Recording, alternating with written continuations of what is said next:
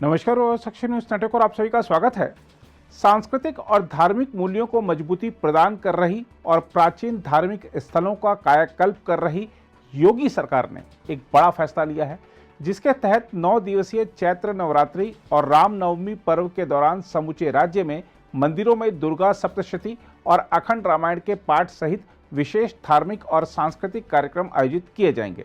हम आपको बता दें कि चैत्र नवरात्रि 22 मार्च से शुरू हो रही है और रामनवमी 30 मार्च को मनाई जाएगी। वैसे तो नवरात्रि पर्व के दौरान देश भर के मंदिरों में श्रद्धालुओं की भीड़, नवरात्रि मेले, माता के जागरण आदि कार्यक्रमों की धूम रहती है, लेकिन इस बार योगी सरकार की पहल पर होने वाले कार्यक्रमों के चलते राज्य भर में एक अलग ही माहौल होगा। हम आपको बता दें कि इससे पहले महाकुंभ का अब तक का सबसे सफल आयोजन कर चुकी योगी सरकार के कार्यकाल में रामलीलाओं के आयोजन को भव्यता प्रदान की गई और अयोध्या की दीपावली को भी दिव्य और भव्य रूप प्रदान किया गया। योगी के कार्यकाल में ही कांवड़ यात्रा के दौरान भक्तों के यात्रा मार्ग से हर तरह के अवरोध भी हटाए गए और उन पर हेलीकॉप्टर से पुष्प वर्षा कराने की शुरुआत भी की गई। योगी के कार्यकाल में ही अयोध्या में भव्य राम मंदिर बन रहा है। वाराणसी में काशी विश्वनाथ कॉरिडोर का पहला भाग पूर्ण हो चुका है। मिर्जापुर में मां विंध्यवासिनी कॉरिडोर का निर्माण भी तेजी से आगे बढ़ रहा है और मथुरा वृंदावन में भी कॉरिडोर बनाए जाने की चर्चा है। योगी सरकार ब्रज तीर्थ विकास परिषद का गठन कर इस क्षेत्र के तीव्र विकास की राह पर पहले ही कदम बढ़ा चुकी है। बरसाना की लठमार होली को योगी सरकार राज्य पर्वों की सूची में ला चुकी है और इस बार तो इसके भव्य आयोजन के लिए विशेष रूप से 60 लाख रुपए का बजट भी जारी किया गया था। अब उत्तर प्रदेश में नवरात्रि पर्व के दौरान जो कार्यक्रम आयोजित किए जाएंगे वह माहौल को भक्तिमय तो बनाएंगे ही, साथ ही शक्ति पूजा के माध्यम से स्त्री सुरक्षा और महिला सशक्तिकरण का संदेश भी जाएगा। साथ ही अगले साल होने वाले लोकसभा चुनाव से पहले शुरू हो रहे इस तरह के आयोजन बीजेपी की हिंदुत्व वाली राजनीति को भी निश्चित रूप से आगे बढ़ाएंगे। जहां तक योगी सरकार के हालिया आदेश की बात है तो हम आपको बता दें कि उत्तर प्रदेश के संस्कृति विभाग के प्रधान सचिव मुकेश मेश्राम ने एक आदेश में कहा है कि चैत्र नवरात्रि का विशेष महत्व है। इस दौरान नकारात्मक ऊर्जा को समाप्त करने के लिए देवी दुर्गा के 9 स्वरूपों की पूजा की जाती है, इसलिए इस दौरान धार्मिक और सांस्कृतिक कार्यक्रमों के आयोजन का प्रस्ताव है। उन्होंने कहा है कि सभी जिलाधिकारियों और मंडलायुक्तों को भेजे गए निर्देश में स्थानीय प्रशासन से महिलाओं और लड़कियों की भागीदारी सुनिश्चित करने के लिए एक विशेष अभियान के तहत मंदिरों और शक्तिपीठों में दुर्गा सप्तशती, देवी गान और देवी जागरण आयोजित करने को कहा गया है। आदेश में कहा गया है कि अष्टमी और रामनवमी यानी 29 और 30 मार्च को प्रमुख मंदिरों और शक्तिपीठों में अखंड रामायण पाठ का आयोजन किया जाए ताकि मानवीय, सामाजिक और राष्ट्रीय मूल्यों का प्रसार किया जा सके।